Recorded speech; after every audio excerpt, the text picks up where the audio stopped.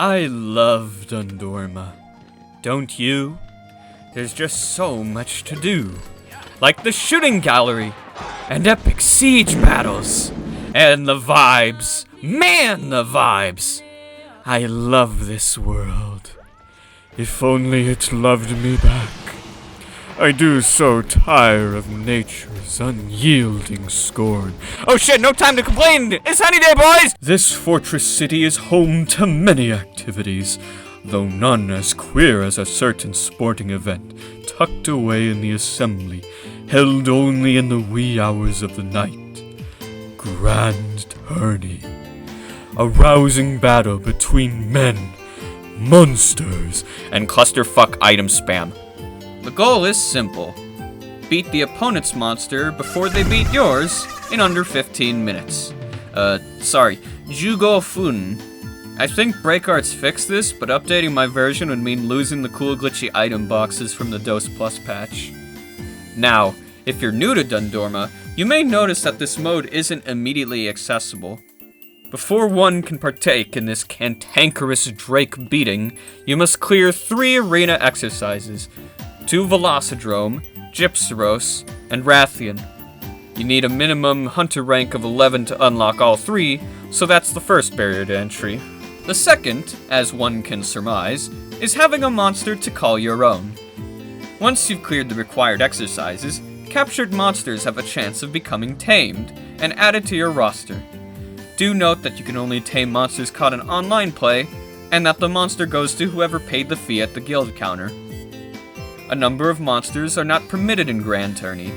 Monsters that cannot be captured most obviously, Monoblos because it can only be fought in single player, Basarios because it's a baby, Gold and Silver Rats because they're obnoxiously hidden secret event bosses, and the 2 Piscine Wyverns, Cephadrome and Plesioth.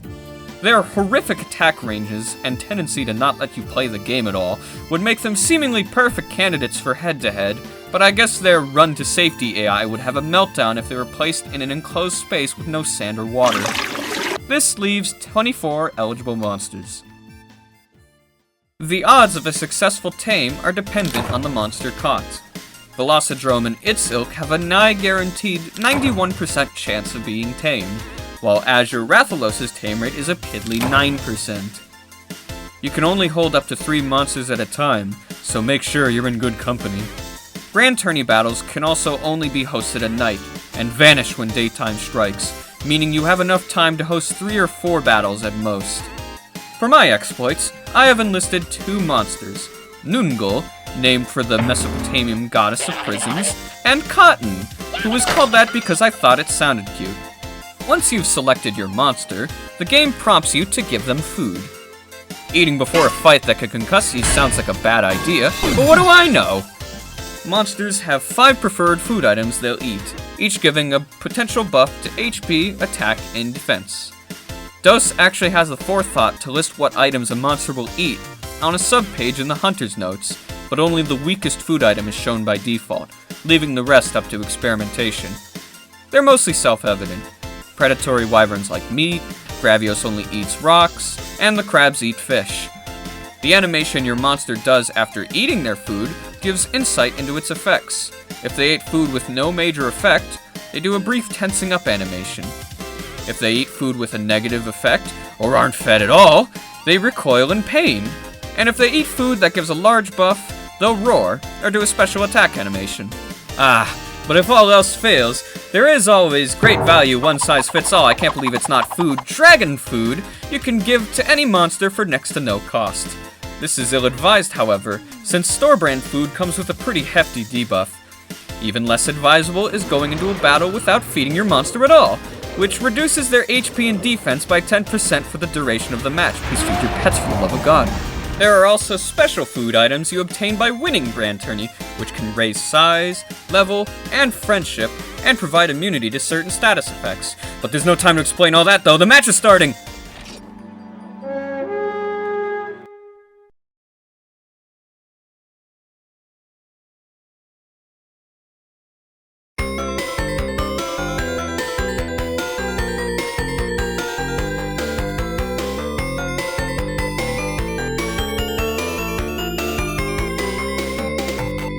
Once you're in the ring, the first thing you'll notice is the name tag hovering over each monster. While at first it may serve only to distinct monsters in the event of a mirror match, it also acts as a health display, turning from green to yellow to red and to flashing red as a monster is damaged.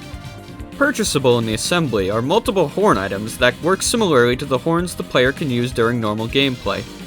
These issue commands to your monster, such as to charge at the opponent, or to attack from a distance.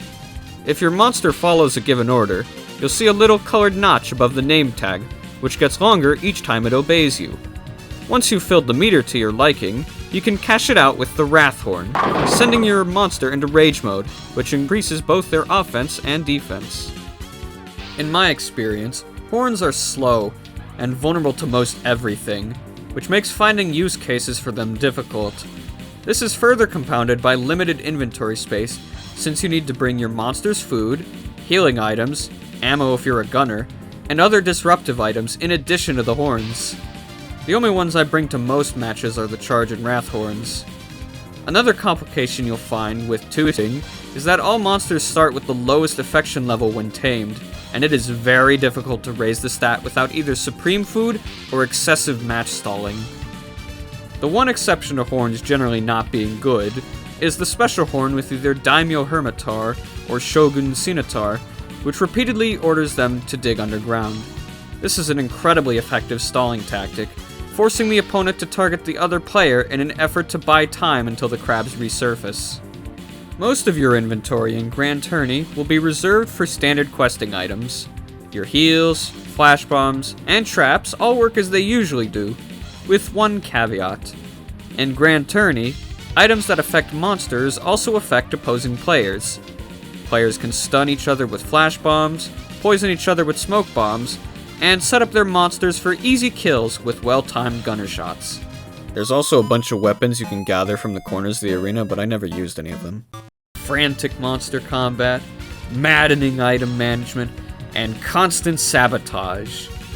These are the components that make Grand Tourney the blast of a side mode it is. And once you win, you'll receive a PvP ticket. Get a pack of 5 and trade them to the Veggie Elder to get rare items, money, and some of that special dragon food I mentioned earlier. Now is a good time as any to pull out the screws and figure out all that stat junk under the hood. The most overt of these is size, which affects the size of your monster. Unlike in normal gameplay, a monster's health does not correlate to its size, so the purpose of raising this is to make their attacks harder to dodge and their weak points harder to hit. Monsters retain the size they were when captured, so players who freshly caught a gold crown Rathalos will be at an advantage versus players who had to raise one. An easy shortcut to getting the beefers you want on the battlefield is with what I believe to be the funniest armor skill in the series, aptly titled Big Guy. It increases the likelihood that monsters you hunt appear at larger sizes, an effect that only serves to make the game harder in all but this one niche application. The skill is also exclusively tied to a dumb pig mask. God, I love Monster Hunter DOS. Level is the stat for HP, ranging between 1 and 15. The level a monster has when starting out is relative to when and where it appears in the game.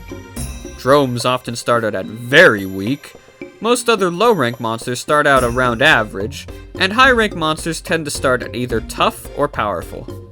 There's about a 40% difference in HP between an average monster and a peak performance monster, so this is definitely the most important stat.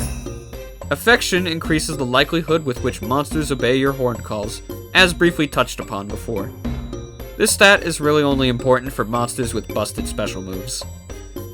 The fourth, and by far most confusing stat, would have to be Condition.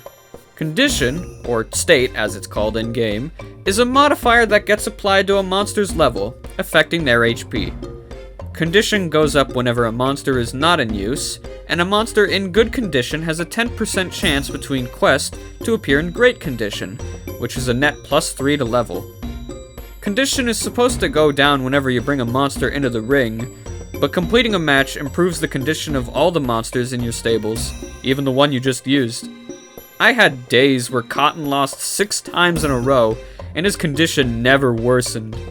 Weirdly enough, the only time he ever got sick was when I was grinding easy wins off of another player's Velocidrome. Fortunately, this game isn't Monster Rancher, so you don't have to worry about your buddies succumbing to fatal injury. There are also food items that give immunity to specific statuses for a match, specifically sleep, paralysis, and poison. These are great, but not for their intended purpose. Immunity to status sounds nice, but the average Grand Tourney match ends in under 5 minutes, and status punishes are easily ruined by your opponent chucking a flash while you try to attack their monster. The reason you want to use them is because they give a 10% attack buff with no downsides, and can be used on anything. Perfect for monsters with expensive or annoying to please diets, such as Black Diabloss and Rajang. Now, armed with much of this information going in, how did I perform? Badly. The issue with playing a mode this obscure is that most of the people eligible to participate were ones who had already reached high rank endgame. The only takers I found at first were hunters far above my power level, but I was desperate for matches. I entered the arena and... Oh no. Black Diabloss. A top tier so oppressive, it would give a Ghanaian Yoon pause. The best monster in PvP, by virtue of being unassailable from every goddamn angle without fencing or a ranged weapon. Black Diabloss wins matches simply by existing. And it does so much damage, and wastes your precious time with roars that take 5 entire seconds to recover from, is just complimentary service. And basically anyone who knows what they're doing has one of these in their stables. I didn't stand a chance, especially against opponents with endgame gear, whereas I was barely out of low rank. But surely strategy would prevail. I just had to be clever with my items, is what I told myself, as I laid there on the floor, charred to a crisp, my ears still ringing.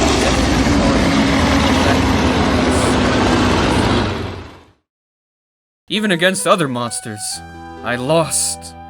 Time after time, nothing worked. My opponent's damage output far exceeded mine on all fronts, with every weapon type. The only times I'd ever win were when opponents threw the match out of pity. Seeing Cotton's loss record climb was concerning. I thought he might wash his wings of me and fly away. But I swore to my avian comrade, we were not born just to suffer. If a long knife ladder climb is the only way to the top, then our hands shall simply have to gush with blood. And since we're to bloody our hands, why not make it even? That is to say, play dirty, play cheap, stoop to their level. I traded blows with an enigmatic man, one with hundreds upon hundreds of victories to his name. Give or take a hundreds place? A figure whom the others spoke of as though he were fable. Sammy. Sammy showed me how powerless melee truly was in this realm, effortlessly dispatching my monsters before I could so much as get his into the yellow. The moment I saw him reveal Vegeta the Rajang, a monster that could only be tamed after a hunter has already claimed 50 heads in Grand Tourney, I knew I stood no chance. Imparting the strength of his gun onto me, I sought to imitate his power. I cobbled together an armor set with recoil +2 and maxed out God's Island, the strongest light bow gun, obtainable only from an ancient shard. The materials I relinquished for this equipment were great, but in my desperation, such sacrifices were beyond reproach. If Sammy says the path to victory is with Clust, then a Clust gunner I must be! Opponents who once wiped dishes with me crumpled in an instant. Indeed, no melee weapon could oppose Clust spam. I would rematch Sammy, clawing at victory's heels, only to be tracked away by his flash bombs. 25 flash bombs. He has 25 of them. Actually, can we talk about that? That's a big fucking problem. For context, DOS introduced a mechanic to the series known as Triple Combine. It lets you make esoteric combos quickly, use unorthodox items to fill the same purposes as more valuable ones, and is sometimes employed for story purposes.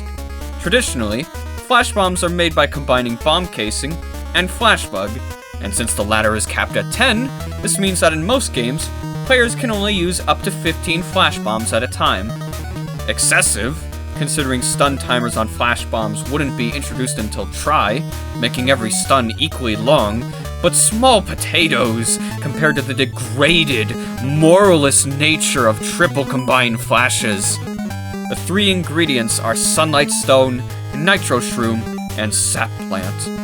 Nitro Shroom and Sap Plant can be bought, whereas Sunlight Stone is only obtainable through mining, but it is common, and players can trade it to each other in bulk. One of my sparring partners gave me 99 Sunlight Stone, 5 Mega Dash Juice, and subscribed to my YouTube channel when I told him I was recording these matches for a video. That was very nice of him. Now, since items used in Grand Tourney aren't actually consumed, one could bring 5 combo books, 5 flash bombs, and the 3 materials, making this kind of devil's pact where players sacrifice half their available bag space for the ability to lock their opponent out of ever playing the game. This shit gets rough, man.